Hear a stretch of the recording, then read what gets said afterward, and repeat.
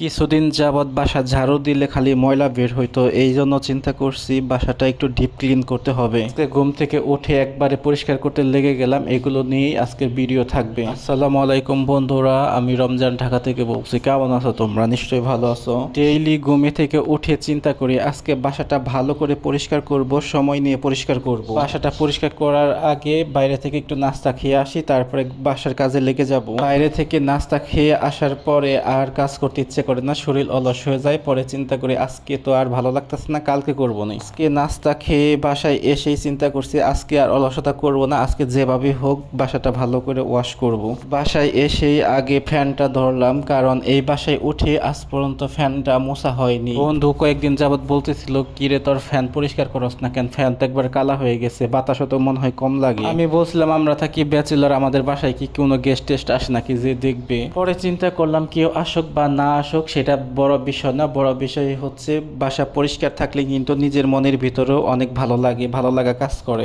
বাসা এর আগেও অনেকবার ডিপ ক্লিন করছি, কিন্তু ফ্যান, টিভি, ফ্রিজ এইসব আর মোছামুছি হয় না। ফ্যানটা ভালো করে মুছছি কিন্তু টিভিটা ভালো করে মুছতে পারি নাই, টিভির উপরে ময়লা আছে, সেই ময়লাগুলো যাইতেছিল না। তোমরা যদি জানো টিভি কি দেয়া মুছে অবশ্যই কমেন্ট করে একটু জানাবা। আর বন্ধুরা দেখো কি পরিমাণে ময়লা বের হয়েছে, কতগুলো ময়লা। আমি যে ডেইলি সকালবেলা ঝাড়ু দেই, ঝাড়ু দেওয়ার সময় এই ময়লাগুলোই মনে হয় পাই।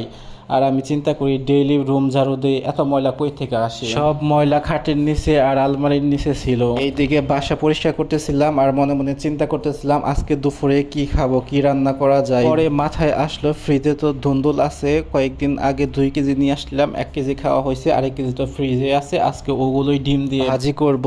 আর চিন্তা নাই, একটু রিল্যাক্সে কাজ করি এখন। আর দেখো আমার কিন্তু রুম পুরা বাসা, মানে আমার room, drawing room, kitchen room, এগুলো সব রুম ঝাড়ু দেওয়ার পরে এই যে মপ করে নিতেছি। বন্ধু যেহেতু বাড়িতে আছে এই জন্য ওর রুম আর ধরলাম না, কারণ ওই ঢাকায় এসে ওর রুম ভালো করে ওয়াশ করবে, গুছাবে। এই কথা বলার কারণ হচ্ছে একদিন একজন কমেন্ট করছে আপনি তো দেখি সব সময় আপনার নিজের রুম আর ড্রয়িং রুম, কিচেন রুম এগুলোই ঝাড়ু দেন, আপনার বন্ধুর রুমও তো আছে ওখানে, আপনার বন্ধুর রুম তো কখনো ঝাড়ু দিতে দেখি না আপনাকে। আসলে আমার রুম আমি নিজে ঝাড়ু দেই আর বন্ধুর রুম বন্ধু নিজে ঝাড়ু দেয়। আর বন্ধু যদি ওর রুম ঝাড়ু দেয় ওই সাথে ড্রয়িং রুমটাও পরিষ্কার করে ফেলে, আর আমি যদি আমার রুমটা ঝাড়ু দেই আমার রুমের সাথে আমিও ড্রয়িং রুমটা পরিষ্কার করে ফেলি। মানে বিষয়টা হচ্ছে রুম যার যার, ড্রয়িং রুম সবার, এইরকম টাইপের। যাই হোক সব কাজটা শেষ করে বাসায় একদম মপটপ দিয়ে এই যে বিছানাটা ভালো করে গুছিয়ে নিলাম, চাদর চেঞ্জ করে নিলাম। সব কাজটা শেষের পরে চিন্তা করতেছিলাম ধুন্দুল কি ভাজি করব নাকি মাছ দিয়ে রান্না করব। পরে চিন্তা করলাম আজকে আর মাছ রান্না করব না, কারণ কালকেও মাছ খাইছি, আজকে একটু ধুন্দুলটা ভাজি করে খাই ডিম দিয়ে। আর ধুন্দুল কিন্তু ভাজি করে খেতে ভালো লাগে ডিমের সাথে। আমার সব থেকে পছন্দ এই সবজিটা। এই সবজিটা আপনি ভাজি করে দেন অথবা মাছ দিয়ে রান্না করে দেন অথবা এমনিও রান্না করে দেন, যেভাবে রান্না করে দিবেন আমি সেভাবেই খেতে পারবো, এত পছন্দ আমার। আমার রান্নাটা অলরেডি শেষ হয়ে গেছে, এখন রান্নাটা শেষ করে আমি গোসলে ঢুকে যাব। তো বন্ধুরা ভিডিওটা যদি ভালো লাগে অবশ্যই কিন্তু একটা লাইক, কমেন্ট আর একটা শেয়ার করে দিও। ভালো থেকো সবাই, আল্লাহ হাফেজ।